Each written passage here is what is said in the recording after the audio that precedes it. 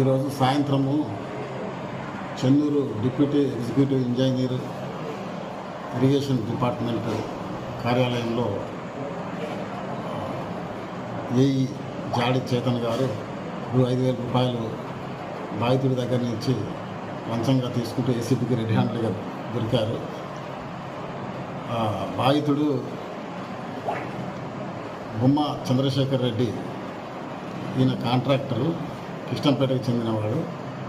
ఈయన 2016-17 సంవత్సరంలో మిషన్ కాకతీయ పనులు చేయడం జరిగింది.